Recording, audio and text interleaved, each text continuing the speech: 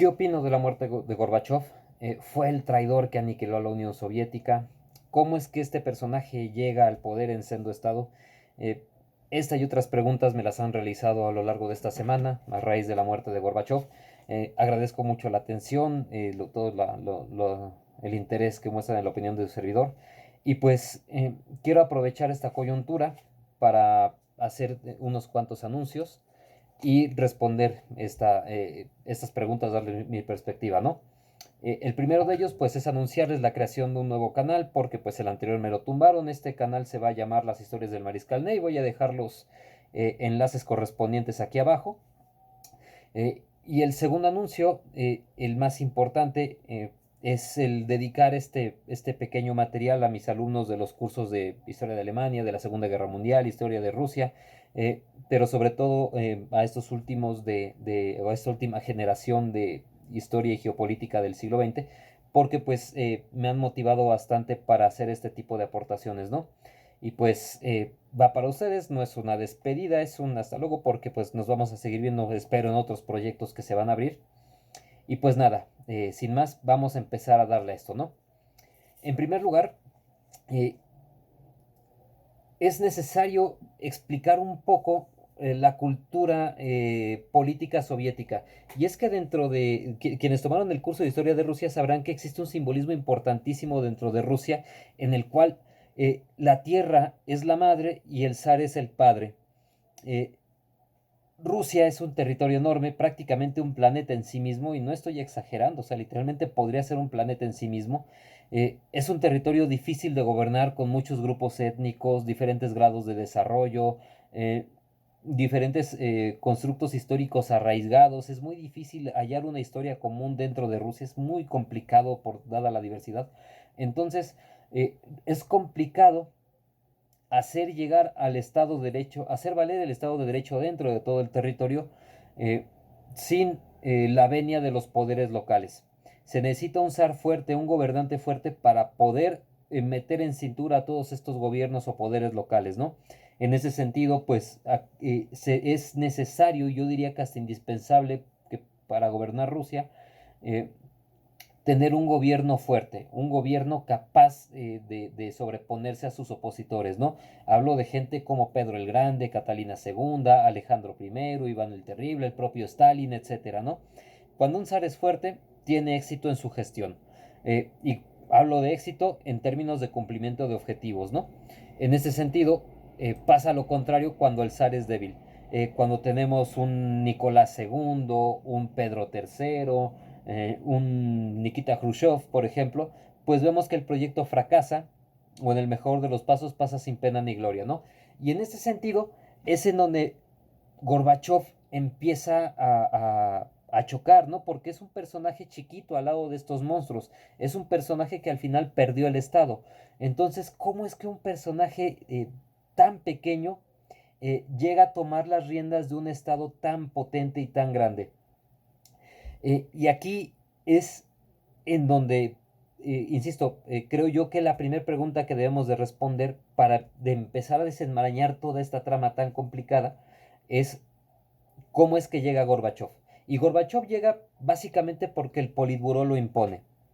¿Qué es lo que está sucediendo? El Politburó, Gorbachev es un personaje que tiene prestigio dentro del ala más liberal del Partido Comunista, pero es un ala minoritaria, es un ala pequeña. Realmente es una decisión que saca de onda teniendo en cuenta que la Unión Soviética venía después de Brezhnev, de tener políticos de línea muy dura. Hablo de Chernenko, hablo de Andropov, personajes que pues tenían una política bastante pesada, ¿no? Sin embargo, eh, aquí insisto, o sea, tiene uno que hacerse la pregunta, ¿por qué poner a un personaje al que puedes mangonear en lugar de poner un personaje de línea dura, si al final pues el Politburó va a ser el que tomará las decisiones y es más fácil llevar a cabo estas decisiones sin tener a un personaje discordante con tu política en alas tan altas del poder, ¿no? En ese sentido, la pregunta central sería, ¿por qué no poner un personaje de línea dura? En lugar de, ¿y por qué decantarse de por un personaje del ala más liberal? Ah, pues sucede que la Unión Soviética venía atravesando una serie de problemas pues difíciles, complicados. No me quiero extender demasiado en este video, pero básicamente quienes tomaron el curso de historia de Rusia sabrán que en la década de los 80, perdón, eh, los rusos, la Unión Soviética estaba obligada a gastar mucho dinero sin poder ingresar lo suficiente. ¿Por qué estaba gastando tanto? La guerra en Afganistán, el desastre de Chernobyl, que fue un gasto tal que habría aniquilado a prácticamente cualquier otro estado.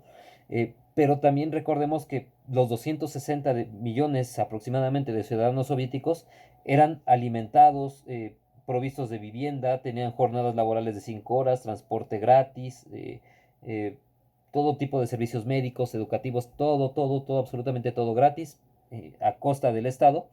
Y bueno, este aparato burocrático genera unos gastos importantes, costos de operación importantes, el ejército también, etcétera, ¿no? Entonces, eh, otro problema, eh, digamos que la puntilla de estos gastos era que habían sucedido una serie de malas cosechas y esto había obligado a la Unión Soviética a importar alimentos, a importar grano cuando eran autosuficientes. Además, por una serie de políticas eh, o digamos que, esto lo voy a abordar un poco más adelante, pero digamos que la Unión Soviética estaba gastando bastante dinero por todas estas situaciones, ¿no? Ahora, ya que estábamos hablando del campo, sucede que empieza a haber una serie de malas cosechas producto del cambio climático, o sea, ya desde ahí estamos viendo cómo nos estaba afectando. eh, una serie de malas cosechas producto del cambio climático, también de experimentos fallidos en una suerte de reforma agraria, de experimentos con el maíz o de intentos de introducir el maíz a gran escala en la Unión Soviética como cultivo. Pues generaron desajustes en el campo y esto obligaba también a la Unión Soviética pues a dar subvenciones a los campesinos, insisto, a importar granos, a importar productos alimenticios, etcétera. Entonces esta situación era complicada para pronto, ¿no? Se estaba gastando mucho y no se estaba ingresando lo suficiente. ¿Por qué? En primer lugar, porque parte de las reformas que trataron de impulsar tanto Brezhnev como Khrushchev pasaban por aumentar el consumo del ciudadano soviético, por producir una gran cantidad de bienes de consumo inmediato, electrodomésticos, muebles para la casa, ropa, no sé, bebidas gaseosas, etcétera, ¿no? O sea, tratar de homologar el nivel de consumo de Occidente dentro de la Unión Soviética en la medida de sus posibilidades. Esto pasó por un proceso de sustitución de importaciones que impidió que la Unión Soviética siguiera exportando el nivel de máquinas, herramientas, de equipo pesado que solía exportar, lo cual empezó a volver negativa su balanza comercial. O sea, ya ahí hay otro problema, ¿no? Eh, Otro problema bastante grave es que de buenas a primeras eh, bajan enormemente los precios internacionales del crudo. ¿Por qué? Porque se descubre petróleo en el Mar del Norte. Esto crea un exceso de oferta en un mercado que ya estaba repartido y pues los ingresos la Unión Soviética, cuyos ingresos dependían en gran medida de la venta de energéticos, pues también va a sufrir enormemente esta falta de ingresos, ¿no? Entonces, resumiendo, se estaba gastando mucho y se estaba ingresando poco. Bien, con esto en mente, el Politburó, en una medida que consideró astuta, dice, bueno, vamos a meter a un gobernante de línea light para que el pueblo se dé cuenta que los problemas son coyunturales, que los problemas no tienen que ver con el Estado, no tienen que ver con quién está a la cabeza del proyecto, que en realidad pues son problemas que incluso vienen del exterior. Vamos a meter a un político que podamos mangonear como este tal Gorbachev, que además no tiene los apoyos políticos necesarios para poder gobernar a pesar de él, ¿no? Es en esta coyuntura en la que llega Gorbachev. Eh, ahora, eh, también es cierto que esta decisión está encaminada un poco a llenarle el ojo político a la población. ¿Por qué? Porque de alguna manera les están diciendo, pues, el Estado los está escuchando y pues vamos a tratar de hacer cambios, ¿no? Y este personaje pues promete hacer reformas económicas, promete hacer reformas sociales que permitirán una distensión no nada más en términos de política internacional, sino en términos de política interna. Hay que recordar también que la Unión Soviética pues llevaba años en pie de lucha, o sea, desde que terminó las, es más, desde antes, o sea, desde que Hitler asciende al poder, la Unión Soviética había estado en estado permanente de alerta. Es difícil vivir en un estado en el que pues todo el tiempo estás amenazado, en el que todo el tiempo pues estás con el alma en vilo por alguna guerra, por algún posible ataque, y pues la Unión Soviética estaba así. De alguna manera se estaba buscando distender un poco la tensión social. Y hablando de tensión social no en términos de malestar con el Estado, sino en términos de permanente atención a los sucesos políticos, ¿no? De permanente vigilia, de permanente zozobra, ¿no? Entonces Gorbachev era un político que más o menos podría cumplir este objetivo. ¿Cuál es el problema? Que Gorbachev se va a dar cuenta muy rápido que estos monstruos del Politburó no lo van a dejar gobernar, que efectivamente el Politburó se va a imponer, que él cuando quiera empezar a llevar a cabo algunas reformas, pues estas no van a poder ser aplicadas, ¿no? Eh, las reformas que planteaba Gorbachev, sobre todo, eh, estaban tendiendo a crear una economía paralela a la economía centralizada rusa, a la economía centralizada soviética, que permitiera que algunos sectores de la población empezaran a generar su propia economía, empezaran a desembarazarse un poco del Estado y con esto adelgazar un poco el gasto, adelgazar un poco las obligaciones del Estado, empezar a sacar agua del pozo creando una especie de economía paralela, pero al final subordinada o limitada por el Kremlin más bien, ¿no? Sin embargo, insisto, pues esto no fue tan sencillo de aplicar porque la población también dependía enormemente del gasto que hacía el Estado, de los servicios públicos, etcétera. Realmente estas reformas no las pudo aplicar Gorbachev porque las ideas eran buenas pero difíciles de ejecutar. Esto es lo que le pasa a todos los reformistas que creen que porque su idea es buena va a ser fácil de aplicar. Pero bueno. Eh, y también porque pues las alas más duras del Partido Comunista pues se le estaban oponiendo todo el tiempo. Entonces, es en este momento en el que Gorbachev se desencanta. Y Gorbachev sabe que no va a poder llevar a cabo su proyecto. Entonces es cuando, desde mi perspectiva, él se va a convertir en un agente bastante nocivo para los intereses de la Unión Soviética. Y aquí tengo que hacer un paréntesis. Cuando hablamos de traición hablamos de un concepto fuerte. O sea, desde mi perspectiva, una traición es el utilizar la confianza que se deposita en alguien para, utilizando esa confianza, actuar en contra suya y a sus espaldas con premeditación, con dolo. Es decir, para que exista una traición debe de haber la intención expresa de hacer daño, la intención expresa de lastimar a la persona y se debe de utilizar, no nada más puede ser una persona, una causa, una institución, Estado, etcétera, ¿no? Eh, y, insisto, o sea, debe de existir este dolo eh, y además se debe de utilizar la confianza, se le debe de hacer pensar a esta persona, institución, etcétera, que se está de su lado. Con esto en mente, pues tu ex tal vez no te haya traicionado, camarada, o sea, realmente pues se dejó llevar por sus sentimientos, sus hormonas, pues no deja de ser una canallada, pero pues traición no es, ¿no? Lo más seguro es que no quisiera hacerte daño porque nunca pensó que te dieras cuenta, pero bueno, aquí el punto es que con esto en mente, Gorbachev es un traidor. A ver, yo les voy a dar este orden de ideas. Cuando Gorbachev se da cuenta que no va a poder gobernar, él empieza a acercarse a Occidente y sus acercamientos a Occidente sobre todo tienden eh, eh, a distender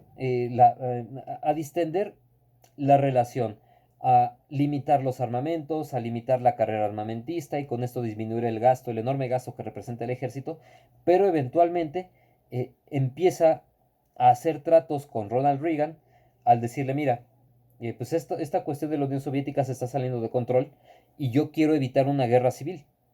Yo quiero evitar que las alas más conservadoras del partido se levanten, hagan un golpe de Estado, que el ejército se me rebele, que el ejército se parta y pues haya un problema enorme en la Unión Soviética y esto genera problemas. Yo voy a tratar eh, de declarar la independencia de Rusia, voy a tratar de disolver la Unión Soviética, pero ¿qué es lo que voy a, yo quiero garantías de que tú, Estados Unidos, no te vas a expandir a mi área de influencia, no vas a amenazar la seguridad de Rusia y de los estados que resulten de la disolución de la Unión Soviética, ¿no? Reagan, encantado de la vida, firma estos acuerdos y pues Gorbachev desde la sombra empieza a comprar generales, a comprar funcionarios, empieza a sabotear todas las estructuras y protocolos militares y jurídicos que en otro momento impedirían la disolución del Estado soviético. Eh, Se junta muchísimo dinero, ya les había hablado en algún otro video de cómo el cardenal, el padre Maciel, no fue cardenal según yo, pero cómo Marcial Maciel incluso fue importantísimo para juntar estos dineros a través de las narcolimosnas en México, como el Papa Juan Pablo II, este personaje al que mucha gente quiere, protegió a este personaje y a todo tipo de seres deleznables, eh, con tal de juntar los dineros necesarios para pagar los sobornos que terminarían derivando a la Unión Soviética. Y bueno, Gorbachev es responsable hasta qué punto. Él es responsable de evitar, tanto él como Yeltsin y otros políticos, son los responsables de generar el caos político eh, que impidió que el andamiaje de seguridad del Estado soviético pudiera impedir la caída del Estado. Es decir, la Unión Soviética bien pudo haber superado sus crisis, se pudo haber endeudado, pudo haber hecho una política mucho más intervencionista, pudo haber hecho, se pudo haber retirado de algunas zonas, contraer su influencia, pero sobrevivir. Sin embargo, eh, la, las personas eh, que sabotearon desde dentro todos los mecanismos de seguridad del Estado fueron Gorbachev y compañía. En ese sentido, ¿es Gorbachev un traidor? Desde mi perspectiva, sí. Desde mi perspectiva, sí, porque actuó con dolo, actuó con la confianza que depositó en él el Estado soviético, la Unión Soviética, engañó a la Unión Soviética y, insisto, o sea, actuó para derribarla por dentro. No es el único responsable, esto es cierto. También es cierto que la Unión Soviética tenía problemas y que sin estos problemas lo hubieran sacado por piernas muy rápidamente. Pero también es cierto que él tuvo el poder de decidir y decidió derrumbar al Estado. Entonces, desde mi perspectiva, es un traidor, ¿no? Eh, Culpable, sí, es culpable. No es, es tanto corresponsable como culpable. Y pues en ese sentido, yo en lo personal, ¿qué opino de su muerte? Pues le tenía que pasar, es un ser humano, no me da gusto, pero creo que esta muerte pues es una de las muchas que demuestran que no existe el karma, que no existe la justicia divina, que todos los crímenes que se hagan los debemos de pagar aquí a través de las instituciones judiciales, etcétera. Y pues bueno, él es responsable de que el neoliberalismo se haya encumbrado, él es responsable de que Estados Unidos haya hecho y deshecho en estos 30 años de terror que se han vivido a raíz de la caída de la Unión Soviética, porque en el momento en el que Estados Unidos dejó de tener un contrapeso político, el neoliberalismo y el capitalismo estadounidense nos enseñaron su cara más espantosa, ¿no? Afortunadamente, pues Rusia sobrevivió y ahorita mismo pues hay una pugna mundial pues por plantarle cara a Estados Unidos y subvertir el orden que surgió de la caída de la Unión Soviética, ¿no? Vamos a ver cómo termina esto. Yo tengo mis esperanzas en que termine bien o que Rusia pues nuevamente logre generar estos contrapesos. Pero bueno, en cualquier caso, esta es mi opinión, camaradas. Insisto en la dedicatoria para los amigos del curso de geopolítica y también de los grupos anteriores. Y pues nada más, dejarlo por aquí, agradecerles mucho la atención. Espero que les haya servido, que les haya gustado y nos vemos pronto. Bye bye.